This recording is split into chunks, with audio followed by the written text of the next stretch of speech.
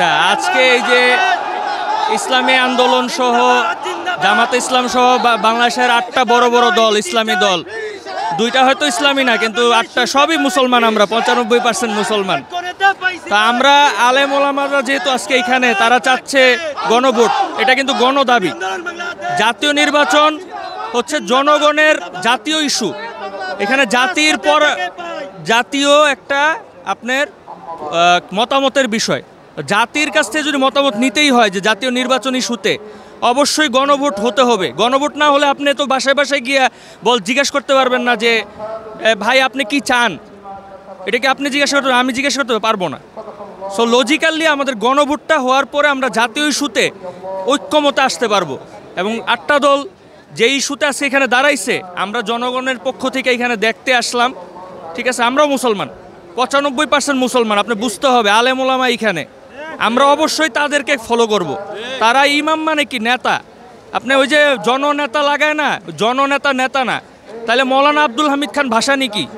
মজলুম জননেতা মৌলানা আব্দুল হামিদ খান ভাসানী, উনাকে ভারতে বন্দি করে রাখছিল 71 সালে, আসতে দেয় নাই বাংলাদেশে।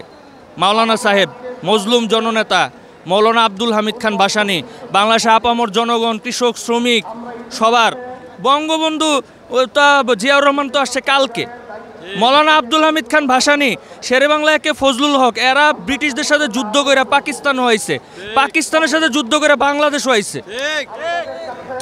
মৌলানা আব্দুল হামিদ খান ভাসানী এই যে রেসকোর্স ময়দানে তারা আসসালামু আলাইকুম দিছে পাকিস্তানকে, আসসালামু আলাইকুম, পাকিস্তান শেষ। হ্যাঁ, সরকার যেভাবে চলতেছে, আমাদের যে সামরিক বাহিনী, একে আধুনিকায়ন করা দরকার। 24 লাখ আনসার আমাদের দরকার নাই। 5 বছরে তাদেরকে 10 বার দরকার হয়, 10 বারও না, 6 বার দরকার হয়। ইলেকশনে একবার, 5 বার হচ্ছে দুর্গা পূজায় নিরাপত্তার জন্য, আর কখনো দরকার হয় না। আর আমাদের সেনাবাহিনীকে সবসময় দরকার হয়, পুলিশ বাহিনীকে সবসময় দরকার হয়। এগুলোর সংখ্যা বৃদ্ধি করেন, এগুলোকে আধুনিক করেন। সন্ত্রাসী আজকে ঘুরে বেড়াবে, আমাদেরকে কেন, এই জনগণকে কেন রাস্তায় নেমে এদেরকে প্রোটেকশন দিতে হবে? কেন জ্বালাও পোড়াও করবে তারা? এত বড় সাহস তাদেরকে কে দিচ্ছে? তারা 2 দিন আগে 2000 মানুষ মাইরা পালায় চলে গেছে। তারা বাংলাদেশের বর্ডারকে খালি রাখছে যেন চুরি করে ফট করে পালায় চলে যেতে পারে। এত বড় দেশপ্রেমিক, এত বড় মুক্তিযুদ্ধের চেতনাবাদী তারা, এত বড় মুক্তিযুদ্ধের চেতনাবাদী। আজকে ভারত, হ্যাঁ, কালকে তো বাসটাস আগুন দিছে, আজকেও দিছে। কালকে ভারত হচ্ছে দিল্লিতে একটা নাটক সাজাইছে, পাকিস্তানে যেমন হামলা করার আগে একটা জঙ্গি নাটক সাজায়, এরকম একটা নাটক সাজাইছে। দেখবেন 2 দিন পরে কি বলে, বাংলাদেশকে হামলা করো। সীমান্তের পাশে 3টা ঘাঁটি করে বসা, যেই কোনো সময় জিহাদের ডাক আসবে, আমাদের আলেম সমাজ আমরা জিহাদের প্রতি ঝাঁপায় পড়বো।